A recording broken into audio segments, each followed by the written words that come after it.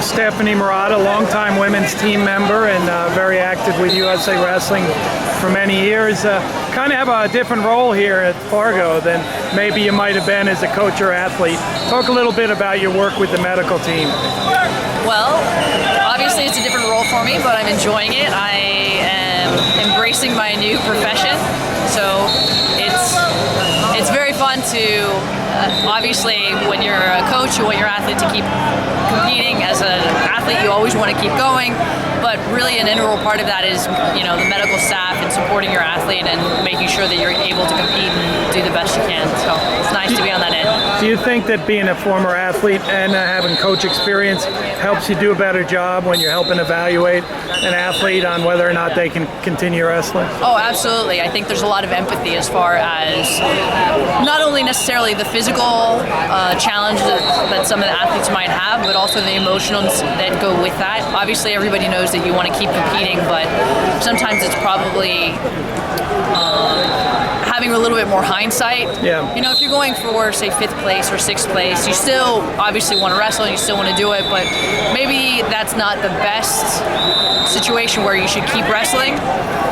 And, you know, it's a little bit different if you're in the finals or you're the World Championships or the Olympics or something, a major senior competition where, you know, that is your career. Whereas this, where you're just starting and you don't want to have any lasting injuries. So, you know, having that viewpoint and having a little bit more perspective is always helpful. Well, outside of this tournament, tell us about what you're doing and how you're in a position now to be able to help people on the medical side. Okay. Well, I am just starting a position in Hawaii as an orthopedic physician's assistant.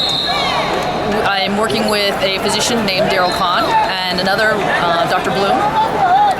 Blum, excuse me. And both of them are, I don't know Dr. Blum as well as Dr. Kahn. Dr. Kahn has been just a fantastic orthopedic surgeon for several different athletes. Actually several different Olympic athletes, so he's got a long history as far as helping athletes, and I really like that perspective as far as having an understanding. He has an athletic background himself, and so this new facility that he's just opened in Oahu, I hope will serve a really large community. Not only the wrestling community, of course that's part of where my passion is, but, you know, sports in general. So do you have a chance to watch some of the women wrestlers here, the young ladies? And what were your thoughts about their abilities and their passion and their progress as young athletes? It's always fun to see young athletes that are full of passion and drive and are just starting their careers as far as the sport goes and are full of hope and ambition and really are anxious to get out there and wrestle and, you know, just enjoy the sport, enjoy everything involved into it. It was very fun for me to watch that and see. How about the technique, though? They got some pretty good technique. Oh, absolutely. There's I was laughing because one of the athletes, I was like, well, you know, if you kind of know some of the history and the background of some of the athletes, obviously you would steer towards some techniques versus others. Well, right after I said that, she hit something that was like completely opposite. So exactly. So if you can't tie up and you can't like keep some distance, what are you going to do?